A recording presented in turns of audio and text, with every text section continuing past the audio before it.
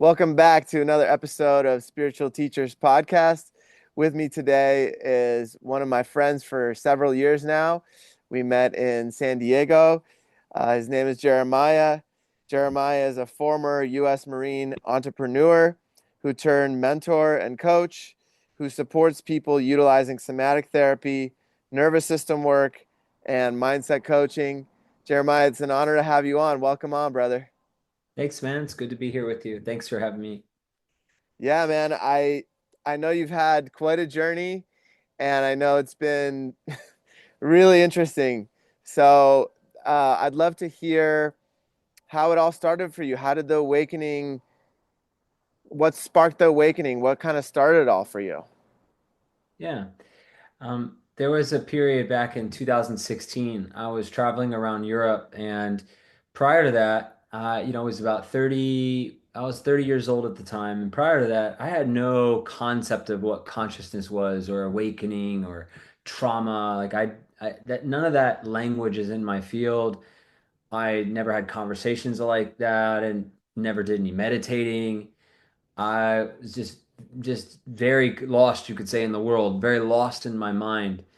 And I remember I was listening to this book called Power of Now by Eckhart Tolle. Many people have probably heard.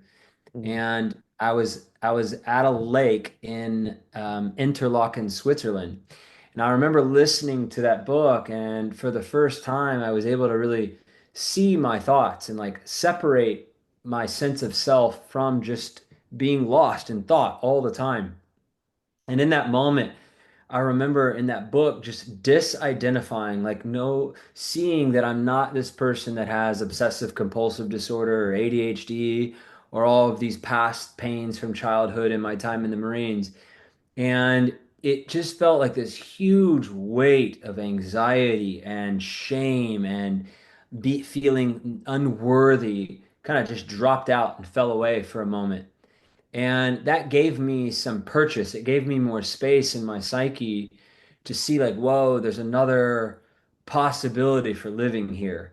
And shortly after that, I'd say about a few weeks after that, I got invited to this course called Landmark the Forum, which a bunch of people probably heard of. And I went in London in the summer of 2016, and that just kept blowing me open. I started to see all these things about my mind and the way that I had been living and all of the pain and trauma that I was carrying. And it really cracked me open. And shortly after that, 2 months after that, I ended up flying to move back to Dubai and built this multi-million dollar venture like out of my thin air. And the journey just started to open up. I started to see more and more of my unresolved traumas and how things would come out in relationships. I was just becoming more aware of what was already underneath. Yet it took me some time till I actually faced dealing with it and stopped just using the insights to go get rich quick. I had to start like actually facing it. So that was the initial thread. It was just really, I'd just say, a chance encounter. And to give it a little bit more backstory, and that all happened from a Facebook post. I remember it was around like May of 2016. I was in grad school at New York University. And I remember a guy I knew had made a Facebook post saying, "Hey, what are two books or what are the top books that changed your life?" And the two most common books on that post were Untethered Soul by Michael Singer, which I read right before Power of Now, and then Power of Now. And they both had this cascade effect. So it Mm, all really came from a Facebook post. And then wow. that was the thread that just unraveled it for the next decade. Well, I have a question. So, yeah, that those two books are super powerful for anybody that hasn't read it, for anybody that's starting their awakening. The Power of Now is a was a huge one for me too. Eckhart Tolle has several books that are really potent. Yep. And what was the other one you mentioned? Untethered Soul by Michael Singer. Okay, I haven't And read then, that one, but I know a lot of people have shared that that one's really, really yeah, powerful. he's And an incredible teacher. He's been on Oprah several times. Like he's just very good at just making it super accessible for people, no matter where they're at on their journey. yeah, amazing, man. So I'm really curious about the for people that haven't heard of Landmark. How did you find it, and what was? Can you talk a little bit about the experiences you had when you were there? Like, Yeah. what was the structure like? What did they break you up into groups? Like, was it like those kind of things? Yeah. So right after I had that experience in Switzerland listening to this book, there was a guy, a friend of mine named Nadav, and we had been friends on Facebook for, I don't know, maybe 4 years at that point, never met in person. And he saw that I was bouncing around Europe. And I was in a really open space after listening to these books. And I was more open, like really open to meeting people and just living in possibility, Hmm. just saying yes to things and being spontaneous. So I end up going, getting on Facebook, and he says, "Hey, I've got a space in Berlin. I got an extra room if you want to come stay." And I was like, "That sounds amazing." So I went over to Berlin, and as I'm there, this guy's way of being was very unique. I'd never experienced someone's way of being like this in the world. It was Mm, just someone that was really like being themselves, just had just a unique perspective on life and how he operated. And I had been all over the world at that point. I don't know, maybe 40 countries at that point. So I'd seen a lot and done a lot. And there was just something very unique about him. And so one day while I'm sitting there in this apartment in Berlin, I overhear him and our mutual friend Josh in the other room, and they were talking about this course. And I decided to walk out of my room and I go engage in the conversation. I said, "Hey, what course is this you guys are talking about?" And they say, "Hey, it's Landmark." And they were talking about how it altered their relationships with others and their businesses. And it just really clicked for me because I'm like, well, this guy, whatever he's doing, it's like there's something there. I'm curious. hmm. And keep in mind, like, I just opened myself to this world of bettering myself through listening to these books. And so I'm just like, my natural innate character is like, go all in on things. Right. So I go in the other room and I start looking up Landmark and I start reading about it. And some people are saying it's a cult. And I got like really turned off, growing up in a strict Christian religious home and then also being in the Marines, I was like really cautious. But Hmm. I read this person who wrote a post and they said, they were very skeptical about it. And they were very cautious going into it. Yet when they got through it, they saw that cults try to take you away from society, and Landmark was all about teaching you how to be better with people, and that just did it for me. Mm. And so I literally bought a ticket that night, and the next day I left Berlin and I went to London to do it. And Wow. while I was there, it was 13 hours a day, 3 days in a row, like very intense Wow. and very confronting to who I thought I was and my thoughts and very disruptive. And it had me look at the life that I'd been living and the way that I interacted with people, things that I'd done to people, the ways I viewed them, my blaming, my wrong making, the places where I wasn't being responsible. And and it was all done through this very challenging transformational dialogue that they would create. And people would get coached in front of the whole room, like of around 150 of us, and I would just see these people like awaken and break through things. And just by watching that happen, it was transforming me and it was helping me get over things. And I was calling people in my life and having powerful conversations. And on the third day, though, I walked out because it was just so much. It was so much for my ego and who I thought I was to really come up against. Hmm. Yet the seed was planted. I mean, there were just things that I heard and saw in there, and just this whole thing of like fear of failure, fear of looking bad. I got over, and it was 2 months after that that I went and birthed this business in Dubai. It was a huge success, and that stemmed from these things that I broke through in that. And so, yeah, that was a thread. They're probably the longest standing personal development company in the world. One of them, most Mm. of the personal development world, development, sorry, most of the personal development work that you see in the world stems from Landmark and the founder Werner Erhard, who they consider like the godfather of personal development.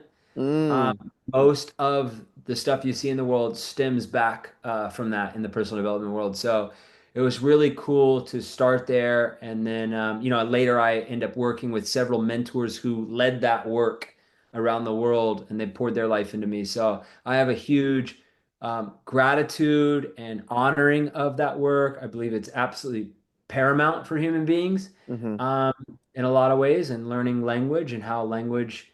Uh, Creates our world and affects our reality and our relationship. So yeah, that's my beginning stages with Landmark.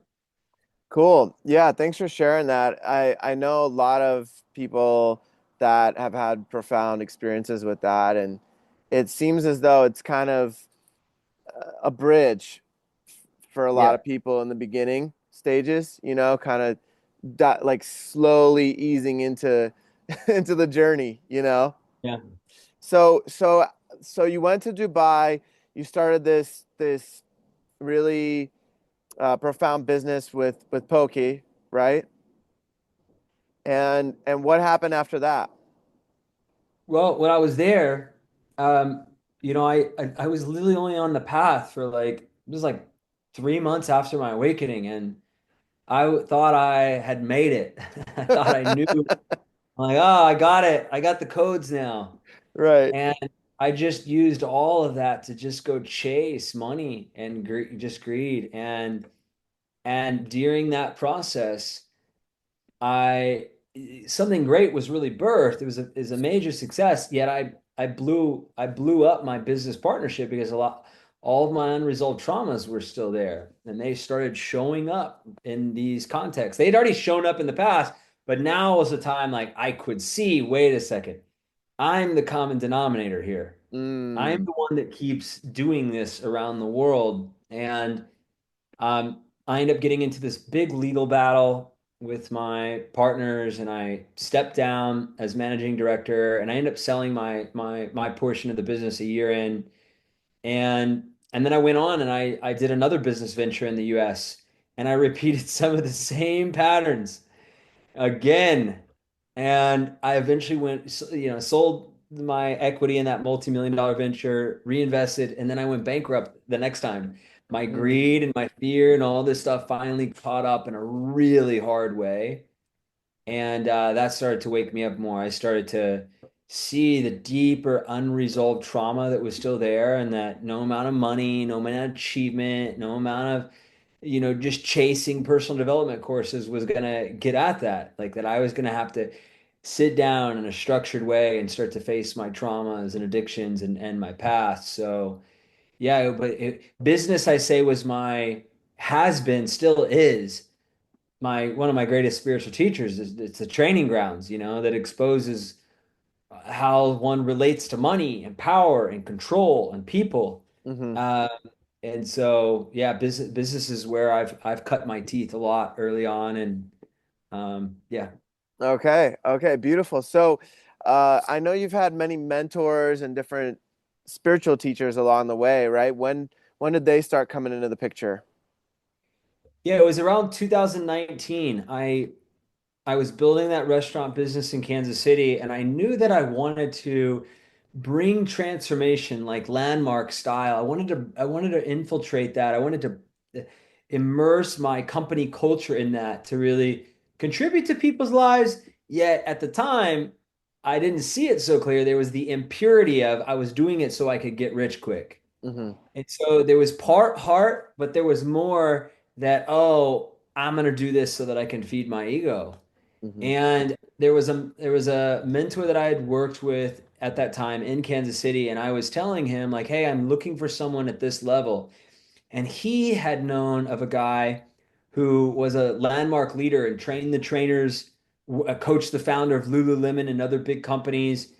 And he introduced me to him, and I met this man down in Santa Marta, Colombia, in February of 2019. I was down there working with the indigenous tribes, the Kogi, and him and I bonded, and he ended up becoming a mentor, like father figure to me over the next like 5.5 years after that, until last year, until we completed the relationship. And Yeah, it was just a massive turning point in my life. There was someone who came in and really woke me up, pointed out all of my attachments and all of my inauthentic ways of being, and really had to see all these conditioned ways that I was chasing money and status and false relationships and all these things and the pain that it was causing me.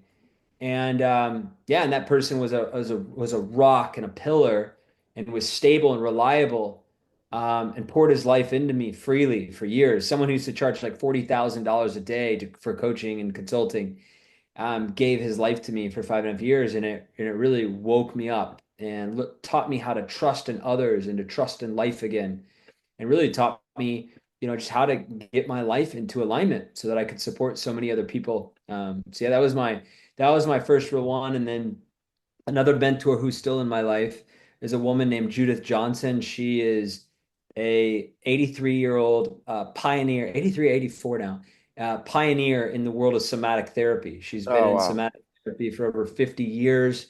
Friend of Dr. Peter Levine, who created somatic experiencing. She supported him, getting his work off in the world.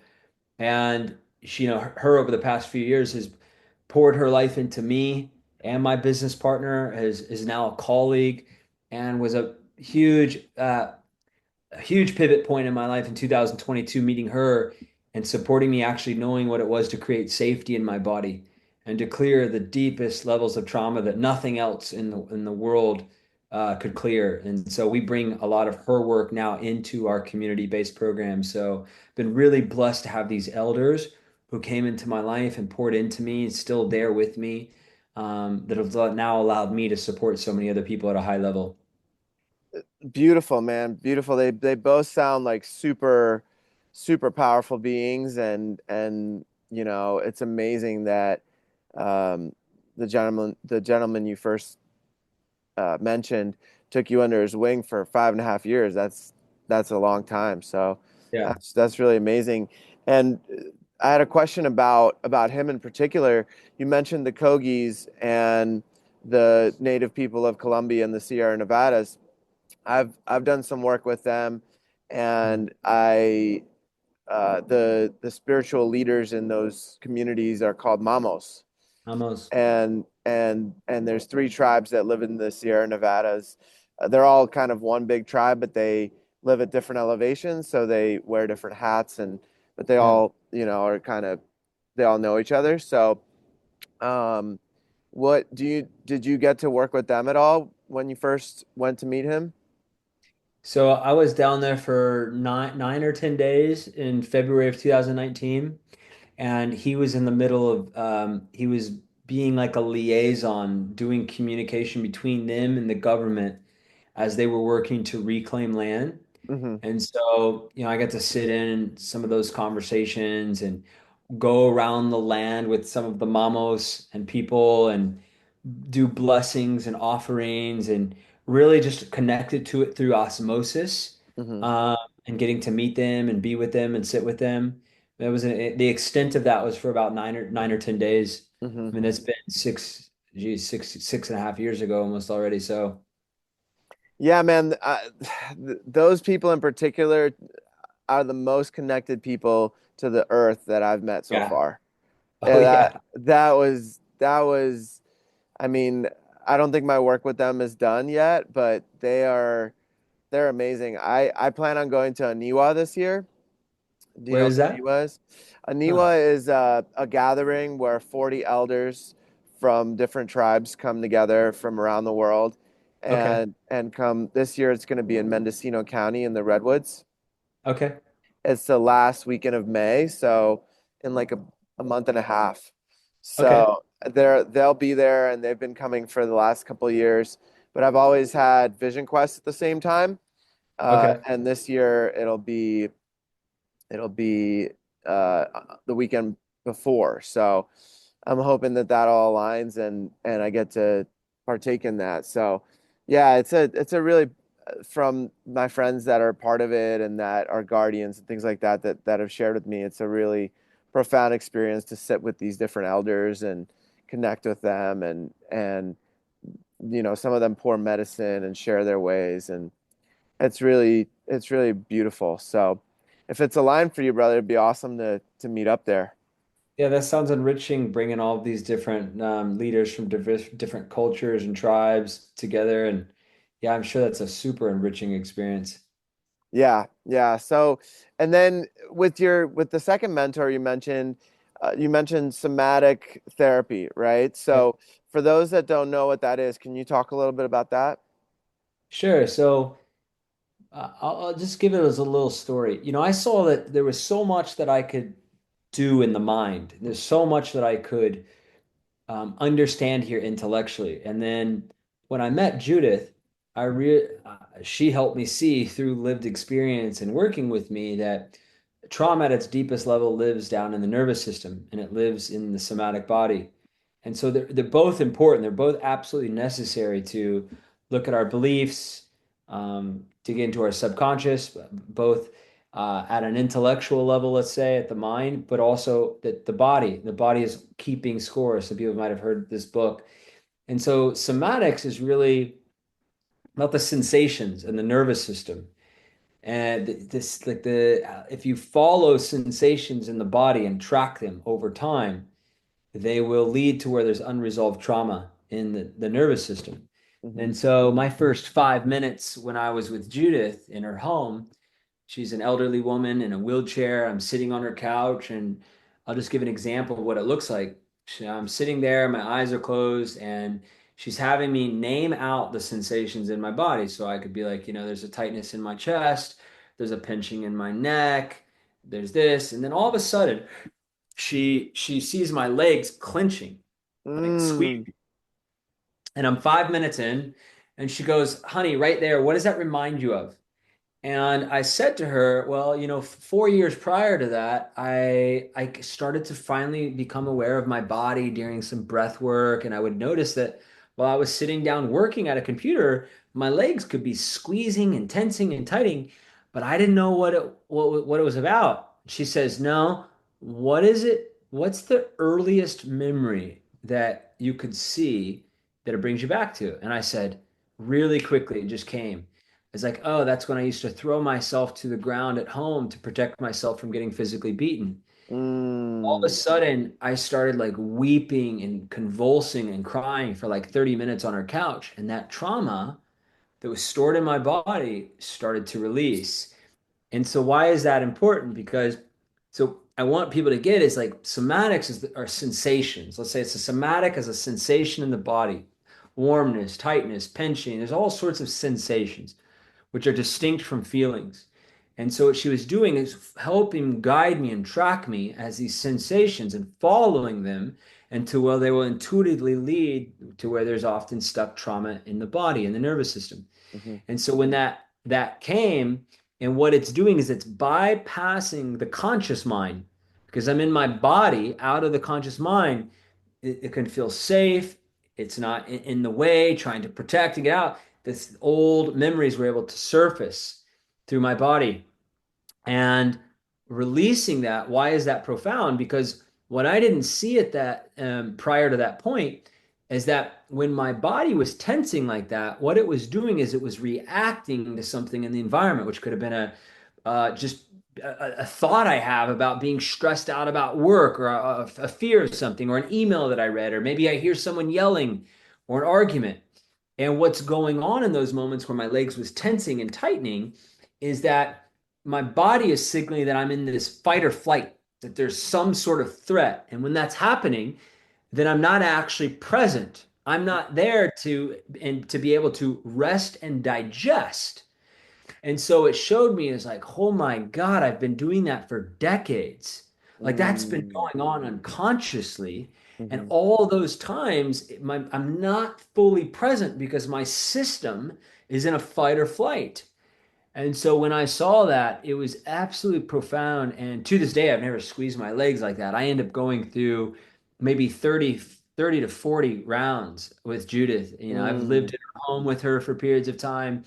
And the more and more I was able to release that stuff from my body, it just became more relaxed and peaceful and non-reactive. I could really be in intimacy with people. I can be fully present here with them. I can hear things and digest things so much quicker. And so that's somatics at an intro here and why it's important, right? Because we've all had things happen to us. We've all gone through levels of trauma and horror and all sorts of varying degrees of stuff. And the body will remember what the mind forgets. And if the Hmm. body's holding on to that, then we are going to be prone to being activated, triggered, reactive, and we're thinking that it's what's going on out here, yet it's all just messengers from our past. And so it doesn't matter how much you know up here, how many courses, podcasts, psychedelic ceremony, whatever you've done, Hmm. you can go back into your environment. And if your nervous system has not cleared that stuff and processed and felt, then this stuff out here will trip you up and the nervous system will win every time. It will override everything you think you know. Hmm. And so that's somatics. That was my awakening into it. Okay, beautiful. Thank you for sharing that. That was beautifully explained, and thanks for sharing your experience. Yeah, Yeah. that's really powerful. So, did she ever talk about myofascia and how that's intertwined with somatics? No, we didn't get into fascial work. I'm very familiar. There's different types of like Rolfing and Heller work and other, but she's more focused deep into the nervous system, somatics, that stuff. Yeah. Okay, okay, Vagus nerve. We do a okay. lot of like do hands-on body stuff as well. Hmm. Um, so yeah. So, I'm curious. So, when you said she had you squeeze your legs 30 times, was that No, that no, same no. day? No. So my legs were just squeezing on their own as I'm Oh, going through okay, the process. okay, She could see my body just naturally doing that as I was being guided through this process. So okay. she was just witnessing tension in my body. My body was just squeezing and locking. Okay. And so what was going on is this suppressed memory was arising, and my Hmm. body was reacting to that old trauma as I got down and down and down. Okay. It was an opportunity to release. And then what I was saying around 30, so I have ended up going through 30 to 40 sessions with her over Okay. time. Got it. And I've had over 200 people in my life that I've sent to work with her who, Mm, all had profound experiences. So that work is a part of our community. My business partner, Jacob, is the one that mainly facilitates that. I will do it at times, but that's his area that we bring into our communities to work with people. beautiful. Yeah, Yeah. that's super powerful work, man. I really applaud you guys for doing that. And yeah, it seems as though there's parts of there's the mind, the body, and the spirit. And in order for these deeper levels of consciousness and awareness to come online, the body needs to really be addressed. And there's so many ways to do it. But somatic therapy is a really powerful one. I know you Yeah. worked with some other modalities too, like I think you mentioned NET to me, right? NET. No, not NET. There was another three-letter one I think you mentioned to me one time when we were chatting. Um, I'd have to figure it out. It was something it was something with somatic and feeling the body, but um yeah, so EMDR. yeah, that's it. Yeah. So EMDR was another form of trauma therapy that I'd started in 2020. And Okay. then it was in 2022 that I started with somatic therapy. And that has been somatic work is just so far above and beyond in its power. So Can you talk a little bit about EMDR, like your experience with it?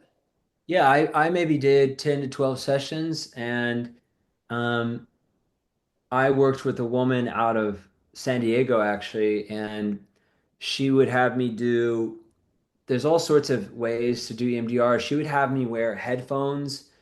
Let me recall. We would start off talking about an event. It would just be like a question, or we'd focus on a theme of my life and um, be able to speak out just the hard things that had happened. And then after just a little bit of point after I've gotten into the experience, she would then put these headphones on me and these sounds would go back and forth.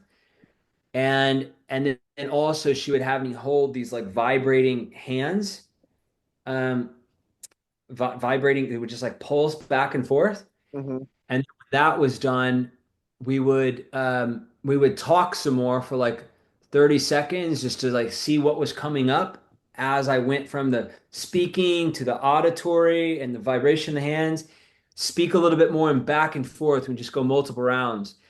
And there were oftentimes like incredible emotional release that would come. Mm-hmm. And um, but it felt less of the body. It felt like it wasn't really linked down to the nervous system, the somatics. It was distinct. And then after that, she would also mix in breath work. So I would get done with that, and then I would get on her table for like 40 minutes to an hour and do deep breathing, Oh, and wow. just like send it on a rocket ship after that. Yeah. Yeah, Okay. yeah. So do you know if the music or the sounds you were listening to, was that binaural beats or something like putting you in a I theta? can't I can't recall now. It was more like I believe they were just like tones. If I remember, it was just beep tones. They would pulsate back between the left and right at different frequencies. Okay.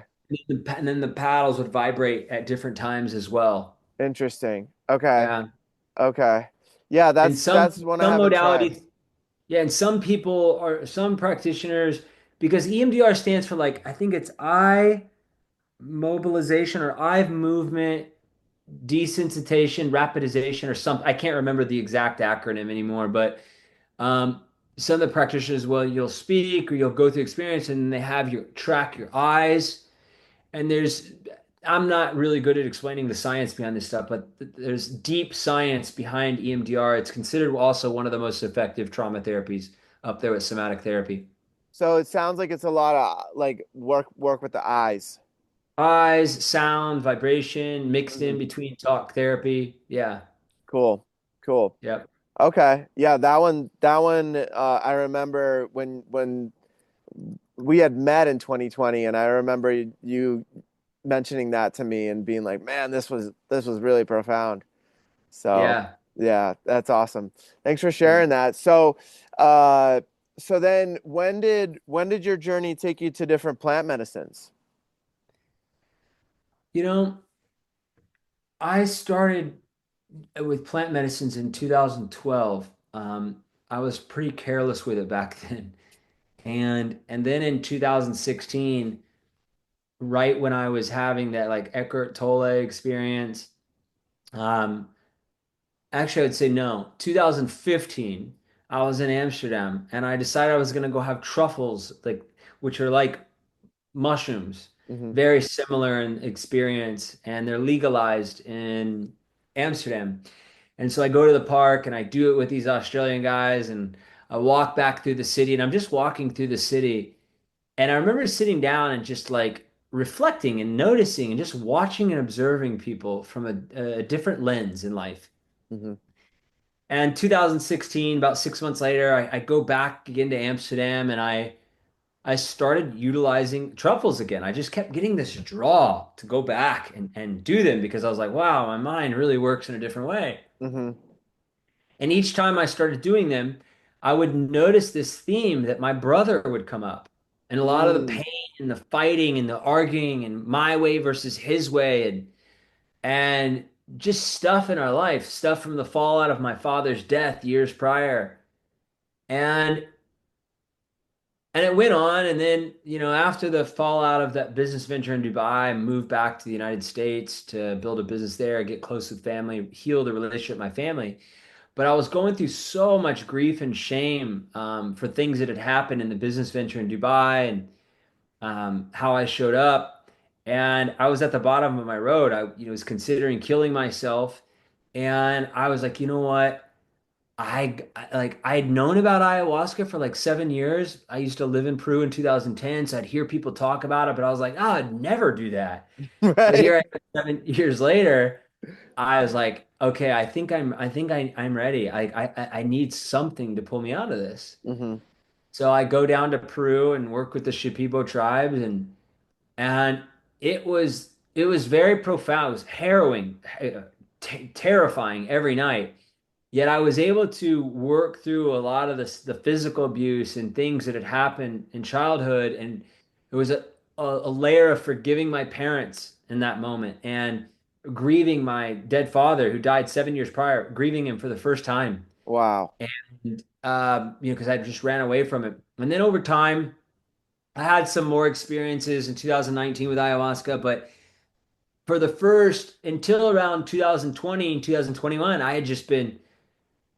I wasn't really integrating it. I'd have the peak experience, I'd have some insights, I'd make a little change, but I would just keep resulting back to old behavior patterns Mm. until I had a great therapist wake me up and just tell me, she's like, you think you're so self-aware, you're a fucking addict and you've not dealt with your addictions. Dang, she She's gave it to you like She gave it real. to me. Yeah. She's like, you've just been using all the personal development work and all of the psychedelics as a way to cover up really getting down to the root. Hmm. And so that's when I committed into the trauma therapy, EMDR, and I started looking at the 12 steps, and then I found Ibogaine in 2021. I went down to Mexico with doctors and nurses, and I did an Ibogaine treatment with other military veterans to work at the nature of addiction that I had been dealing with. And it was profound. I was awake for like 3 days, and Whoa. I, yeah, I felt empathy, like deep empathy for the first time in maybe like 10 years. Whoa. Um, and just had profound experience of like feeling the depth and pain of my parents and pain from a lot of the addiction that I lived and pain I caused others. And it was just, there was a higher level of intention in knowing I was going to integrate.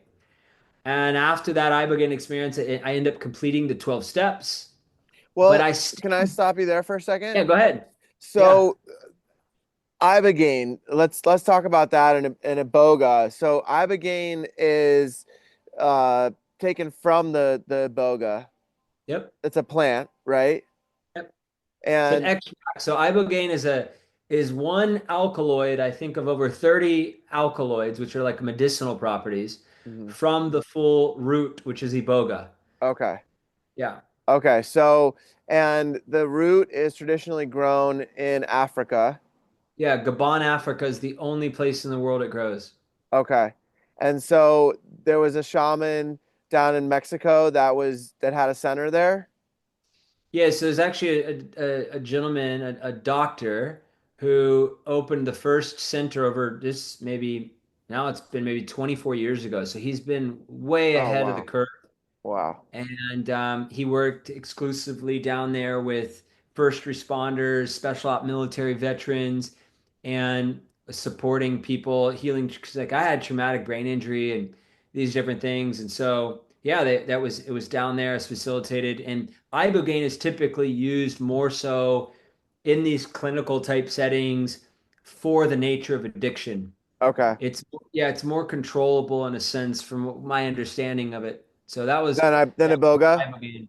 Yeah. So Iboga, now I've worked with that twice, both times in Portugal in 2023 and 2024, is the full root. And Okay. so there's over 30 medicinal properties or 30 alkaloids versus ibogaine is just ibogaine. Okay. And so Iboga's got ibogaine and like, 29 plus more Right. that hit all these different properties of the brain. And from what I experienced is that Iboga really has it has the full spirit of the plant. It's like Okay. for me, it was a much deeper spiritual healing. Okay. And yeah, very, very deep spiritual healing. Okay. You do it 2 times. Typically, you do it 2 times over a 8-day period, Okay. and was awake for 6 out of 8 days.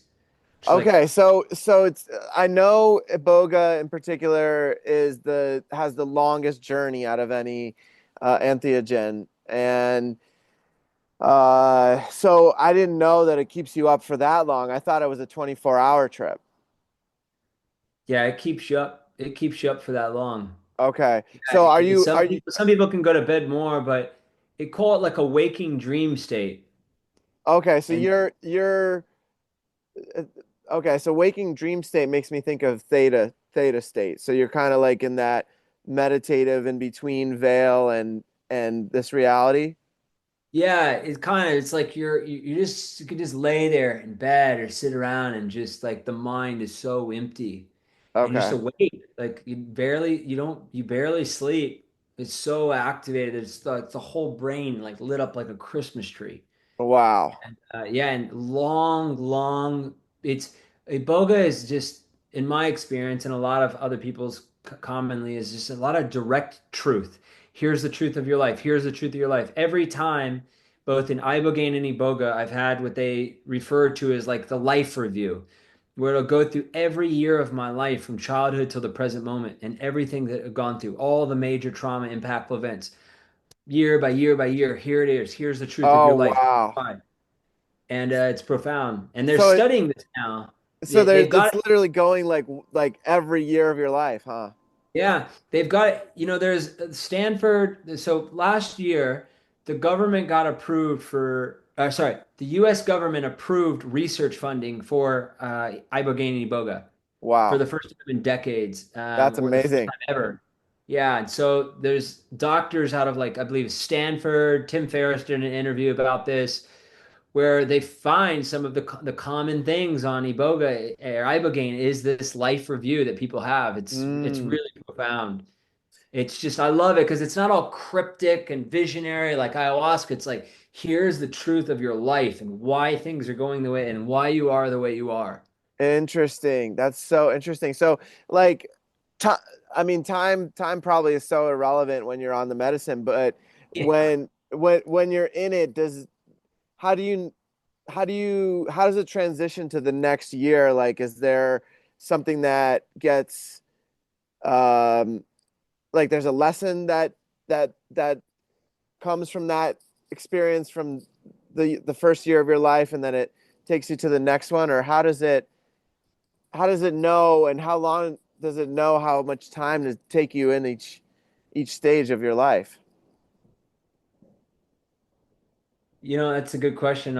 I mean, for me, the very first time I worked with Ibogaine, it was for me to really look at and feel and process the pain that I'd lived with around 20 some years of addiction and the impact it caused my life and the impact it caused in other people's lives. Now, the second time, it was 2 years later when I worked with Iboga, I had already faced all of that. However, it showed me it again, and um, it showed me it from the lens of when I asked, like, why is this again? And it's God was like, because you're identified with it, Ah, because you're still identified with it. And then the third time, so just for context, the reason I continue to work with it because not because I was trying to resolve anything. I continued to work with it because I recognize that Iboga is the most effective thing, as far as I know, that we know in the world for elevating BDNF and GDNF hormones in the brain to like literally heal the brain. And mm, I noticed that after each time that I worked with it, that my brain just functioned in ways that had never functioned before. That I just felt more cognitively there, more online. Um, so and yeah, and just to feel my life had only gotten better and better and better. As plus, I knew how to integrate. I was walking in my relationship with God, as living in my purpose, and I'd done all this somatic nervous system work. So I wasn't going back to work with this to try to resolve anything anymore. It was more like I want to continue to tune up my brain and have the physical benefits of it. okay, okay. So that's awesome. I didn't know that about the qualities of ibogaine and iboga. So when you're on the medicine, there's there's no you're not it doesn't sound like you're crossing the veil, or are you? Well, I had this experience the second in my first time with Iboga, where I guess you could say that's probably be the closest thing that you're talking about. Where on the second session, um, I just been awake for so long, and the experience was so deep that there was a point where I actually thought I was physically dead. Oh, wow. And I never had that on. And I've worked with a lot of psychedelics. I'd worked with ayahuasca 10 times at that point, LSD, ketamine, you name mushrooms, maybe 50 to 100 times. And at that point, I'd never experienced something like that. Like I really thought I had physically died. Whoa. And yeah, and I had this experience of morphing in and out of my dad's dead body and my Whoa. ancestors. And it occurred to me that I was a ghost, like I was a spirit just in the spirit realm. And I never had anything like that. That would almost be like woo-woo to me. Hmm. And it left me with this deep sense of peace because in that moment I was like, well, I'm died. This is it. It's okay. It's like okay. And for me, I didn't share with the listeners, but I was diagnosed with obsessive compulsive disorder at age 6. And I used to lock doors hundreds of times, and wash my hands hundreds of times until they were so dry they would bleed. And all of these rituals were linked to a deep rooted fear of death that I didn't control my environment in just the right way, that I would die. You Mm. know, obsessive compulsive disorder is considered one of the top 10 debilitating diseases in the world. And so I had lived with that through a lot of my life in different variations. And there was often a very deep rooted sense of fear of death from early childhood trauma. And so here I am in this Iboga, and I had an experience that second session and that 8 day period on my first round of Iboga where God just cured me of it. There's Whoa. no there's no known cure in Western medicine for obsessive compulsive disorder. Yet over the years, through a lot of psychedelics, through drawing closer to God, lots of trauma therapy, all the rituals had fell away, and my behaviors and dysfunction and I'm 3.5 years sober. Things just kept getting better, but Iboga was definitive, and I made the declaration afterwards that I've cured myself of this. God's cured me of this, and it was a profound shift. And I know part of it was both the experience of like feeling God like cut and take that away, because in my world, OCD is like a mind parasite. It's a Hmm. deep, deep parasite of the mind from deep, deep fear. And I had that experience, just this mystical experience, and inside of also that feeling like I had died, it left me with a sense of peace around death that I had never had before. Mm. And I was just like, it was so wild. It was just like unexplained. It was so much for my psyche to take in Yeah. and to integrate that for some time. But I knew in that moment that there was such a profound shift that happened in my life, unlike anything I'd ever experienced. And when I got out of that, experience, I just remember being in tears for days, just like just rocked. The medicine's so strong that when we got out, we took our last dose on a Monday, and the retreat ended on a Thursday. Well, it was like being in a mushroom trip all the way until Sunday. Whoa. That's how strong, like when I mean a strong mushroom trip until Sunday. Whoa. So it's very intense, intense medicine. Wow. Yeah, I Yeah. mean, I know a lot of people in the spiritual community, and you're one of the only people that I know that's worked with Iboga. And yeah, it sounds like it's profound. I mean, that so it brings up the question, the Ibogaine journey versus the Iboga journey. Are they both breaking it down into the life review? Yeah, for me, I had had the same experience on both. Yeah. Okay. Okay. Yep. And and then it just takes it all the way up to the present moment. Yeah. And if you have good facilitators, like in the Iboga, they're really, really seasoned people that work with it, at this center in Portugal. Hmm. And one of the women would sat behind me and would like walk me as I'm very deep in the experience, would walk me through like visualizations when I was a kid and ask me where I'm at in different parts of my house and what's going on to keep it like going deeper and helping me repattern and process different things is profound. Wow. Yeah, Wow. And that woman was in Mexico or in Portugal? it's Portugal. Okay. Okay. Yeah. Wow. Okay. So for those that want to work with Iboga, it sounds like Portugal is a great spot. I know Costa Rica has a retreat center with a shaman that is from Africa, and I've thought about going there to work with Iboga just to experience it because from my experience, different plant medicines have given me different levels of awarenesses. Yep. So, have you worked with sassafras before? Have not. Oh man, I highly recommend it. It's one of my favorite medicines.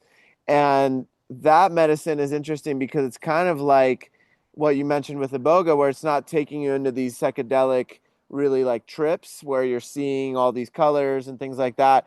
For me, it was just like witnessing the observer observing me of this body.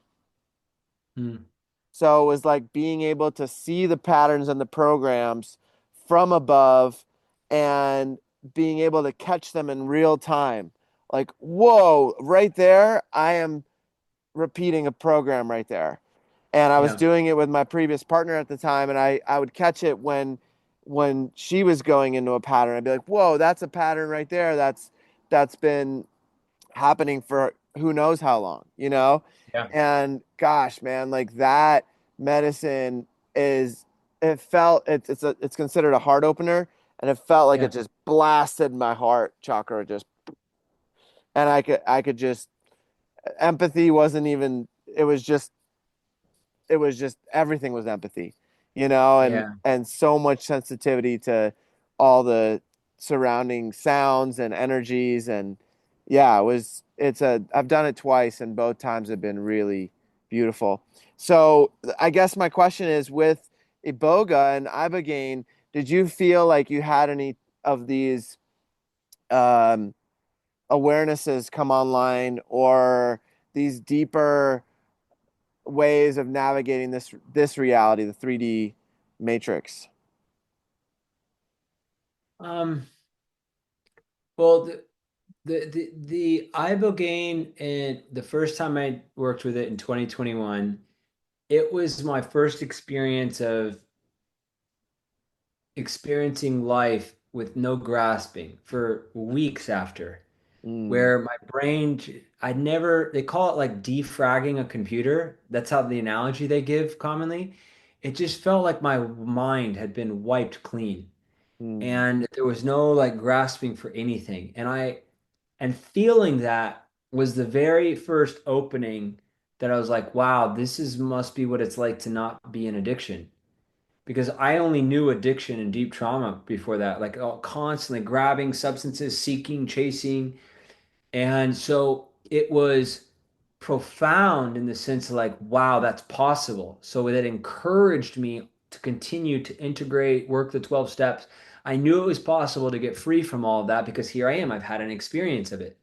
But before that, I had no reference point. right.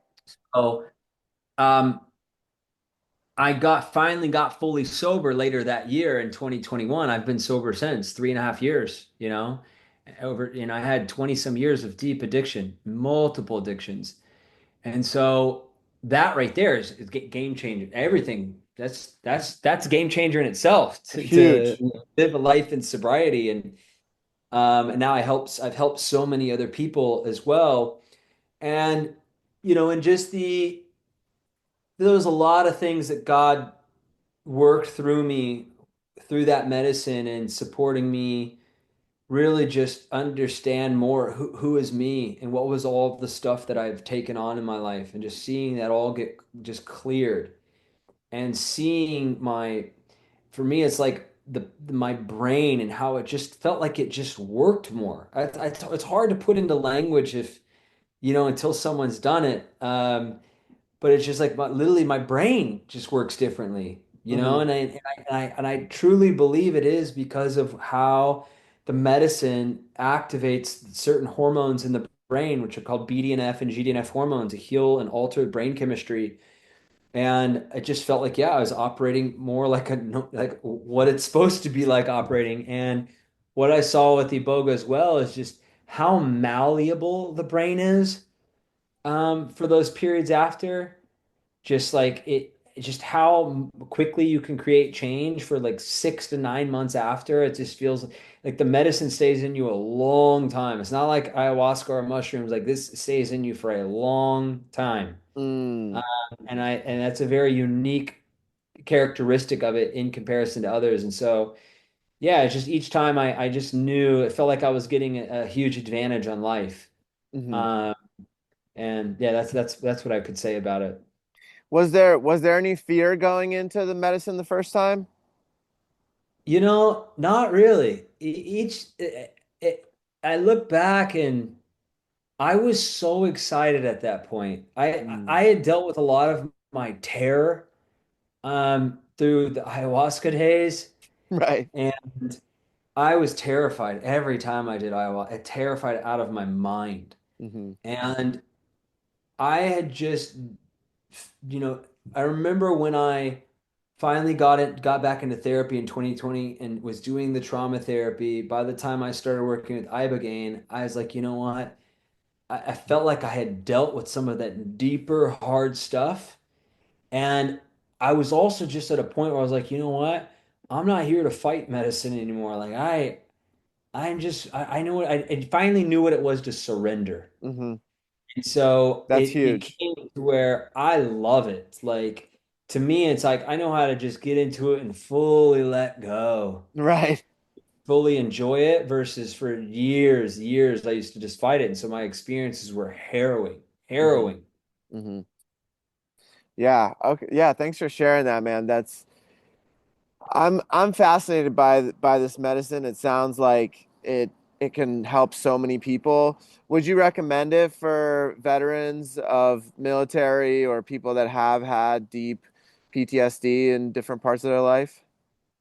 Yes, with a caveat, I tell people that, looking back, knowing what I know now, and again, I used to abuse psychedelics. Abusing meaning I wasn't integrating and I wasn't getting down into the deep structured work.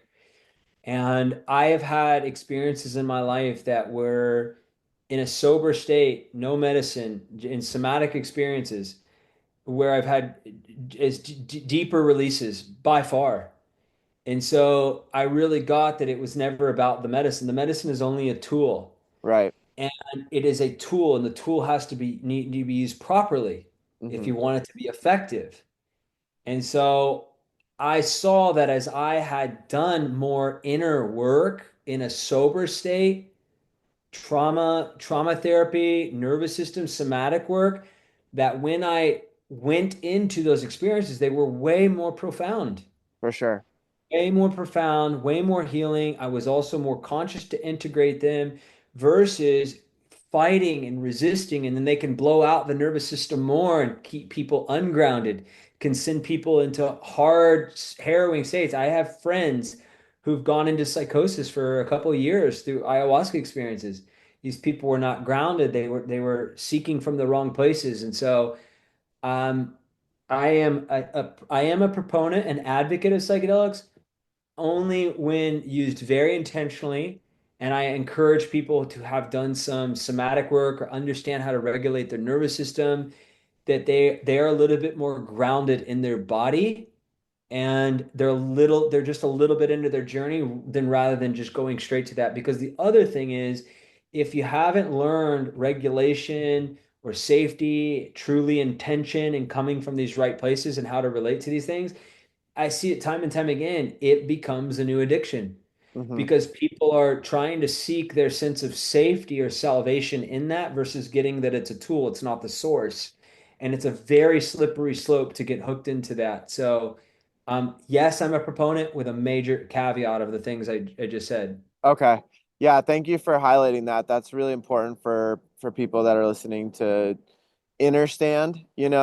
uh, versus understand. But yeah, one question that comes up that I think is a really important question is what you mentioned earlier, where there were times when the integration hadn't happened, and so there was these things that continued on. So can you share what, because integration looks so different for every person. Can you share what integration, when you started seeing the results of the integration and how you felt when the integration was actually happening, and the difference between somebody who just went and did medicine and then just continued their life versus like these different ways that people can integrate. Yeah, so I'll start by lack of integration. It's just going and having a peak experience or working with medicine or it could be any modality, going to a personal development course, going to a retreat, and people will have these ahas, these insights, these realizations, these epiphanies, breakthroughs, and they'll get hooked by that and they'll chase that. But that actually doesn't fucking mean anything. Doesn't mean Right, anything. right. The only thing that matters is if you actually take action and your life changes. And so for so many years, I was chasing the peak high in the experience, but I would go back into an environment that didn't support that aha, that realization, the breakthrough actually living on in my life Hmm. because I would just cover it up with more work or more sex or more substances or getting back into the same routine, the same day to day, the same relationships. And so there was no integration. I didn't take these things and alter my environment, my relationships, what I'm reading, watching, taking in, the work I'm doing. I didn't alter those things in a way that would support the truth of what I saw. Okay. And so then there was a lack of integration. And so my life would just inevitably end up, there'd be little incremental change versus profound shifts. Hmm. And so, uh, and sometimes I would just play out same behavior patterns because the underlying energy didn't get transformed. It was only a breakthrough. Hmm. And so integration, in my view, I mean, everybody's got their own, is first we have to ask why integrate? You know, Right. it's like I had my great mentor, pass this on to me. He's like, and he is a man who coached 250,000 plus people over 40 years. And he led transformational dialogue and supported ayahuasca centers. And he really started to look like why integrate? In my view, you integrate because so that you can be here to fulfill your calling. Mm. Now, why am I doing any of this? Why am I working at psychedelics? Because if it's just about me and the self and mine and what I'm getting from it, look, that's a small, selfish, self-indulged context. Right. So for me, like integration is I want to first understand why am I doing it? I'm doing it because I want to be a better human being so that I can be at my best for others, so that I can serve life. And so what that looks like to me is that what I'm taking the truth of what I see and I'm going back into my environment and my life and I'm making changes. I'm taking action that will support that truth living on. So one of the truths I saw in I'll give you an example. In Iboga in the first round, I was like, you know what? Okay, addiction has plagued my life. This is how it's impacting people. This is how it's showing up. I know I need to work the 12 steps now. I need to Hmm. focus on doing this. So I set up my life. I started to do that. Hmm. That's just one example. I found an addiction sponsor. I started working the process. Hmm. I continued on healing, working my physical body and detox, these type of things. Hmm. Uh, the recent round, I just one thing got revealed. I was like, you know what? It's time to let go of this mentor you've worked with. It's time to close that Mm. relationship. And so I was a tough thing. I did it right right when it was over. Wow. And as I could go take action on those things, because otherwise it's just chasing a high. And so the simplest way I could say is like what I tell people is I like to write down all the truths and insights I see. I like to write them all down. And then I like to write out what are my next action steps that I'm going to take I like and that. what do I? Hmm. And I have to keep it in my visual field, like on a whiteboard or in a journal that I'm going to refer to every day. And I want to keep taking action steps based on those truths and how do what action do I need to take so that that comes alive and then I make the changes to support that. Hmm. And to me, there's nothing else that's important until that's done. I'm not trying to add more shit on top of things. I'm not trying to do this or do more. No, I'm trying to deal with what's there rather than chase more. And Right. so for me, that's how I explain integration. Again, with the context, with the intention of I'm integrating so that I can be better for people in life, that I can fulfill a calling, not just to integrate for me, Right. not just for some self-indulgent thing. Right. Yeah, that's a really beautiful approach, and I think for people that aren't ready to be of service yet in the bigger ways, it is serving to heal the self first, because if we start being of service too soon, or just kind of jump in before we've done our own inner work, like you said earlier, those patterns and those traumas are going to just play out with clients and with other relationships that are involved with that, right? Well, let's define service. So when I'm saying be of service, let's define it this way. It's just simply being there for people in your life. Mm, It's just hmm. being present. Right. It's just getting on when you're with somebody that you're listening and you can have someone be heard and you know how to be present and show up for people. You Hmm. know how to quit making it all about you and your fears and shames and the self absorption. And you learn how to take care of yourself. You're doing this so you could take better care of yourself, the oxygen mask on a plane, so you can support other people. So you can just be there for people. It doesn't Right. have to be big. You don't have to go do coaching. You don't have to into that. But that you're just available for life versus just yourself. Right. And to me, that's really the only reason to integrate. And Yeah. if it's not that, then it's like, why are you doing this? You Right. know? Right. Yeah, I Because it really can like very that. quickly just become more and more about the self. And then you Right. get all sorts of inflated senses of ego, narcissistic behaviors, spiritual hierarchy, just all that nonsense. For sure. For sure. Yeah, that's a really good thing to highlight, is what does service mean, and also why integrate. Those are two really important questions. So so I mean, it sounds like the Boga journey was really hugely transformational, and the integration process was really potent and powerful. What how did the coaching and the other aspects come online after that? Well, I had seen that I mean, geez, over that time, I just had invested hundreds of thousands of dollars in all sorts of modalities and therapists and psychedelic treatments and programs. And I could see that, like, okay, my life is changing. Like, over time, it's like, wow, I've dealt with this. I've faced the darkness of my life after living in like a mental hell for years, obsessive compulsive, and all these unresolved complex traumas from childhood and my time in the Marines. Like, okay. And I would just see that as I was there for people and I showed up and I listened and I offered and I supported people, that it was always so fulfilling. And people would give me these powerful reflections of who I was for their life. And then I also looked like, wow, my mentor, who was just an incredible coach, like, done 30 years, 70,000 plus people, how much he poured into me, how many gifts he poured into my life, that I would share that with people. And it just became this natural evolution. I had been involved in all sorts of sales roles since I was young. I was really just could be out there with people. I could inspire people, get people excited. I'd built businesses. I trained people in fitness all over the world.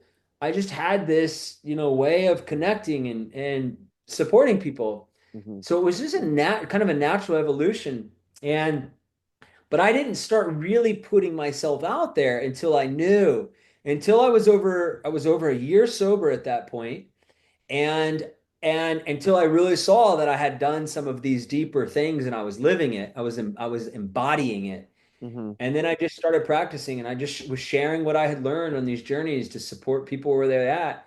And then through that, it just became more and more the embodied confidence, and like I've had a lot of different experiences in life, building multi-million-dollar businesses, also seeing financial bankruptcy, overcoming complex PTSD, getting out of addiction, like coaching health and fitness to billionaire families. Like I'd had a lot of different experiences over the decades, and I was like, I wanted to share these with people. Hmm. And it evolved over time. I started out doing like uh, prep and integration coaching for psychedelic treatments Hmm. for people in um, you know that worked with doctors. I did them for ketamine clinics.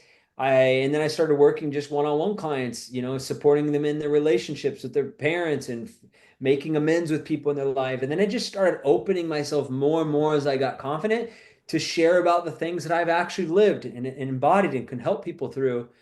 Um, and as that just and then it kept progressing. I was like, I knew that I wanted to get into group development. I had already led large groups in fitness, and I had managed businesses of up to 60 people at a time that I owned. So I already had that natural ability to, bring people together, to lead people. And now Hmm. I'm more in my heart, I'm more clear. So I'm like, naturally, I'm going to be a better leader. Hmm. And and then it was like brought all of this life experience, all the somatic therapy, the deep trauma work, the mindset stuff, the ontology, and put it together in a group development program. And I've been running it a year and a half now. It's continued to just grow exponentially in profound ways.